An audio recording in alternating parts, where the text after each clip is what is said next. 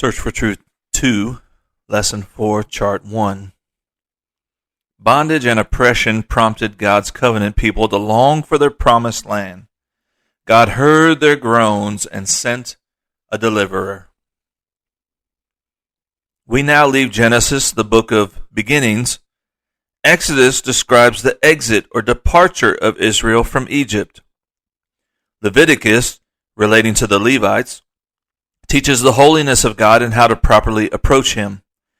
Numbers is so named because the Israelite fighting force was twice numbered. Deuteronomy, the second law, records Moses' farewell address. This book prepares Israel to enter the promised land and encourages them to renew their covenant with God. But why were they in Egypt? Had Israel and his sons remained in grandfather Abraham's promised land, they would have died during the severe famine. In Egypt, they had flourished into a large nation. Fulfilling the promise made to Abraham, they had begun to multiply as the stars of heaven and sand on the seashore. Exodus 1:7 says, "And the children of Israel were fruitful and increased abundantly, and multiplied, and waxed exceedingly mighty, and the land was filled with them." Without persecution, Israel might never have departed from their adopted land. As the Hebrew slaves became more miserable, their sighs and cries blended into a groan, and God heard their groaning. Do you suppose that 20th century pressures and problems might also be toughening for us to troublesome times just ahead? Paul reminds us in Romans 8:28, "All things work together for the good to them that love God, according to His purpose." Fearing that the Israelites would join with an enemy king in time of war, the Pharaoh oppressed Israelites, hoping to stunt their rapid growth. But during strenuous labor, they multiplied. Then the Hebrew midwives were ordered to kill every male child at birth, but they feared God and would not obey the command. Finally, Pharaoh commanded the Egyptians to report the birth of male Hebrew babies, whereupon the infants would be drowned in the Nile River. Birth of Moses.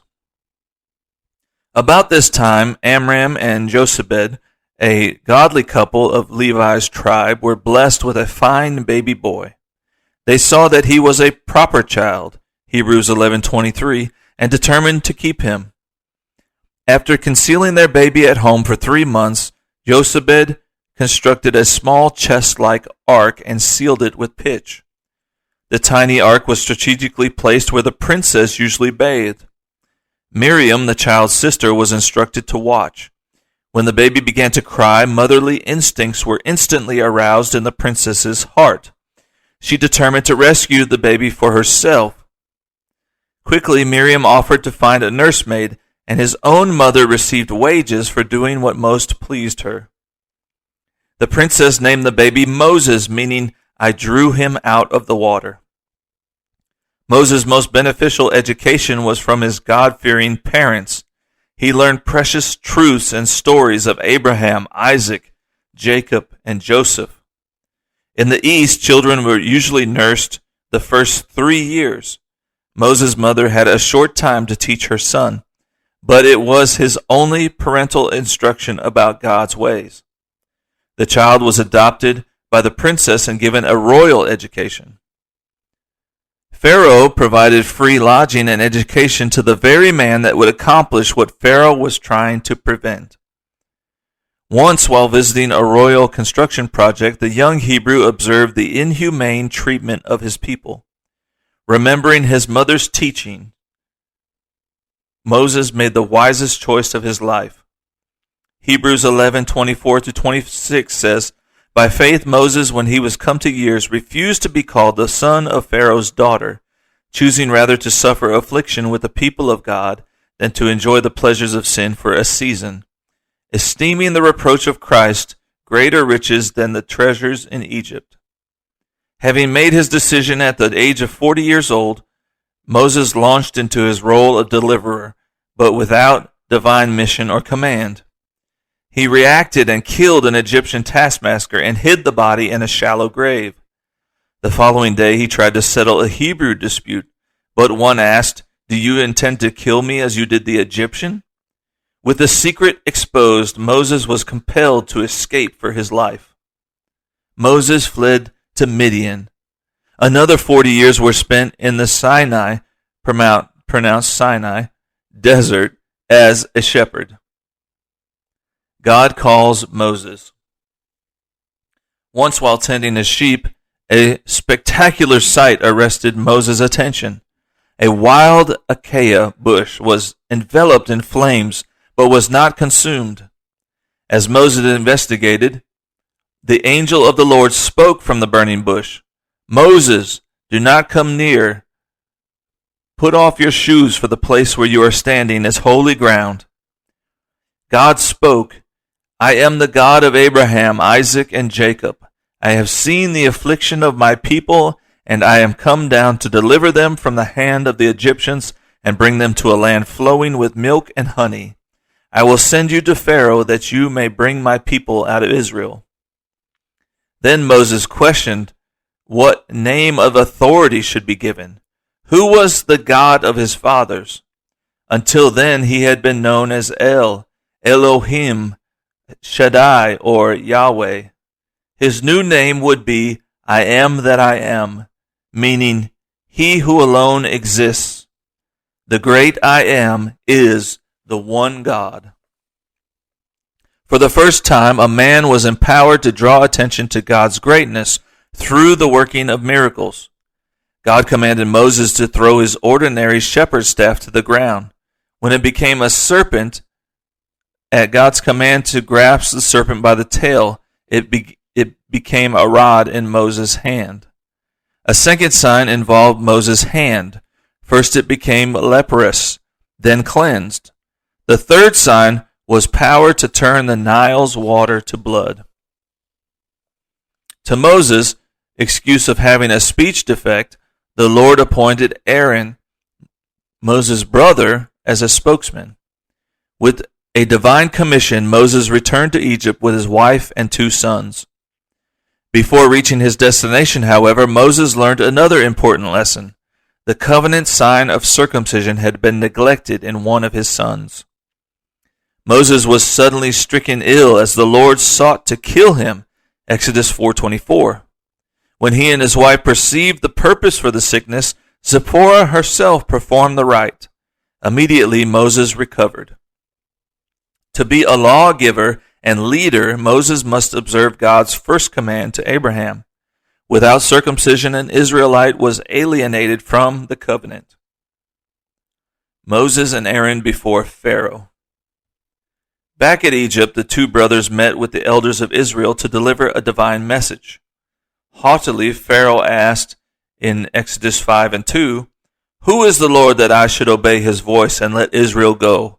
I know not the Lord, neither will I let Israel go." Unrelenting, Moses and Aaron presented persuasive reasons. Their labor was doubled. Formerly, straw had been provided. Now they must find stubble to make bricks.